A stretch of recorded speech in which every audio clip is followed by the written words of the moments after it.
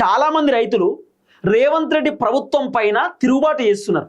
తిరుగుబాటు చేస్తున్నది ఆల్రెడీ తిరుగుబాటు జరుగుతుంది, చేస్తున్నారు కాదు జరుగుతుంది ఆల్రెడీ.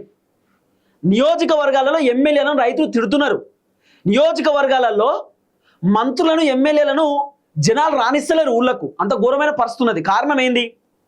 రైతుల విషయంలో రేవంత్ రెడ్డి ప్రభుత్వం ఫుల్ ఫెయిల్ అయిపోయారు. చాలా విషయాలలో ఒకటి రెండు కాదు మస్తుగా ఉన్నాయి. 6 గ్యారంటీలలో 420 హామీలలో రైతు భరోసాలో ముఖ్యంగా మొత్తం ఫ్లాప్. ఇక రేవంత్ అన్న ఏంటంటే పేరు ఇక్కడ కూడా ఇబ్బంది కావద్దు. రేవంత్ రెడ్డికి ఉన్నటువంటి టాస్క్ 6 మంత్స్ 6 నెలల్లో రేవంత్ రెడ్డి పైన ఉన్నటువంటి వ్యతిరేకత రేవంత్ రెడ్డి పొడగొట్టుకోవాలి. ఆ వ్యతిరేకత కనుక రేవంత్ రెడ్డి పొడగొట్టుకోకపోతే రేవంత్ రెడ్డి ముఖ్యమంత్రి పదవికి ఎసరు పడేటట్టున్నది. రేవంత్ రెడ్డి ముఖ్యమంత్రి పదవికి ఇబ్బంది అయ్యేటట్టున్నది. అందుకు రేవంత్ అని ఇప్పుడు ఏం చెప్తున్నాడు? చిన్నమెల్లగా రైతుల దగ్గర నుండి వ్యతిరేకత రావద్దు అంటే, రైతుల దగ్గర ఉన్నటువంటి వ్యతిరేకతను పొడగొట్టుకోవాలంటే 1 ఎకరానికన్నా రైతు భరోసా ఇద్దాం.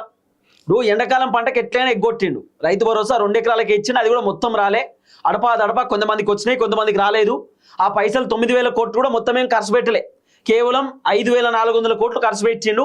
ఇంకో 3,600 కోట్ల రూపాయలు రేవంత్ రెడ్డి ఖర్చు పెట్టాలి, అది పెట్టలే. ఇప్పుడు వానాకాలం పంటకు సంబంధించి కూడా 9,000 కోట్లు ఖర్చు పెట్టాలి. ఖర్చు పెట్టేటట్టు ఉన్నాడా? అప్పులు పుడతలేవు రేవంత్ అన్నకు.